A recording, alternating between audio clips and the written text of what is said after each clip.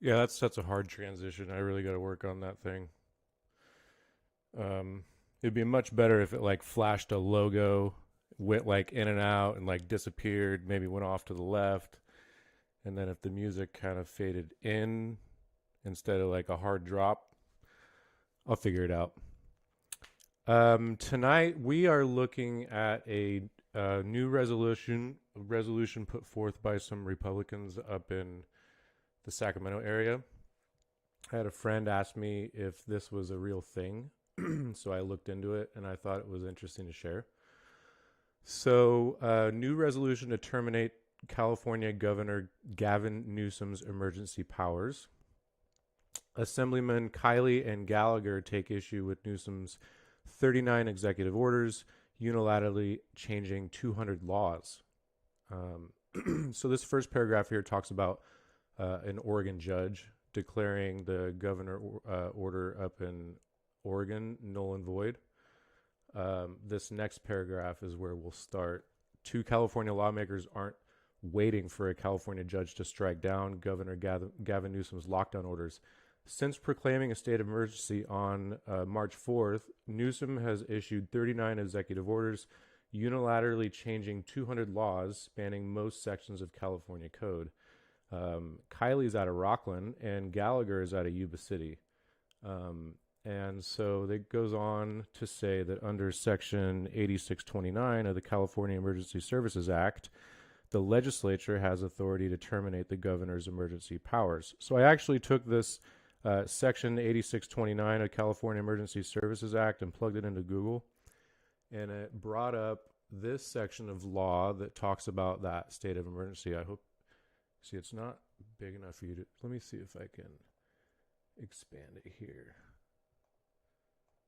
Yeah, it makes it a little easier for you to see. It won't let me scroll down because that's as big as the page is, but the governor shall proclaim the termination of a state of emergency at the earliest possible date the conditions warrant. All the powers granted the governor by this chapter with respect to this state of emergency shall terminate when the state of emergency has been terminated by proclamation of the governor or by concurrent resolution of the legislature declaring it an end, which is where we get this resolution from. So I was like, oh, well, when you talk about the United States legislature, I understand that, right? The Senate and the House. Senate is 100 representatives. The House is like 495, right? So I looked into the California legislature because why not? And so state legislature is bicameral body consisting of a lower house, which is the California State Assembly, and that's got 80 members, and then the upper house, which is called the State Senate, with 40 members. And interestingly enough, I did not know that word bicameral before looking into this. I Googled that, and here it is. And I didn't know how to pronounce it, right? So I was like, I feel dumb, but... Bicameral. Bicameral. Bicameral. And then I clicked on this right here, learn to pronounce, and you can slow it down. Bicameral. Bicameral. All right. Anyway, we're getting off track, but that was interesting, right? Bicameral means that there's two bodies in the legislature, right? So it's exactly like our government, actually our federal government.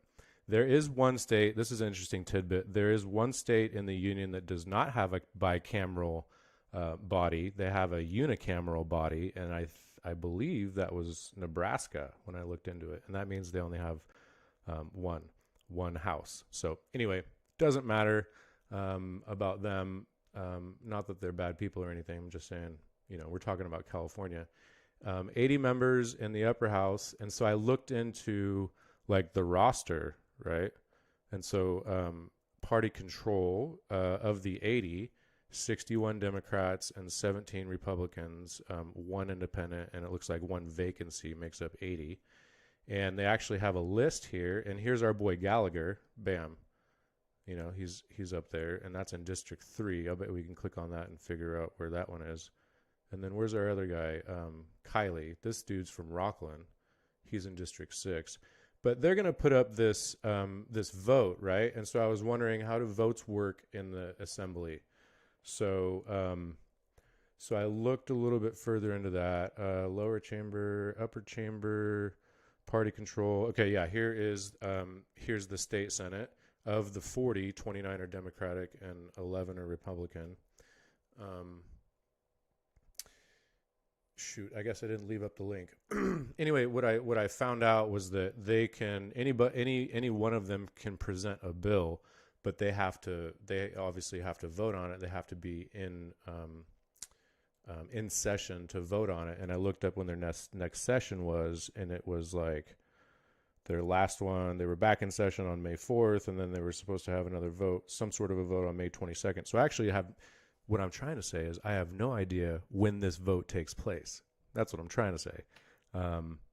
It's tough to find this information as just a regular citizen starting out trying to find information. So anyway, this is a real thing. This resolution is a real thing.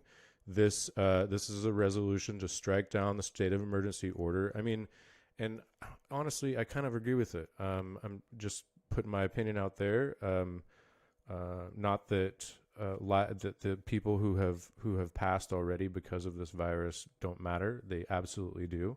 But all of these policies were put in place because they expected an astronomical number of bodies, right? And so one of the things that I keep asking my friends are, where are the bodies? Like, shouldn't they be stacking up in the streets somewhere? And unfortunately, in New York, that might be the case. And of course, we're all sorry about that.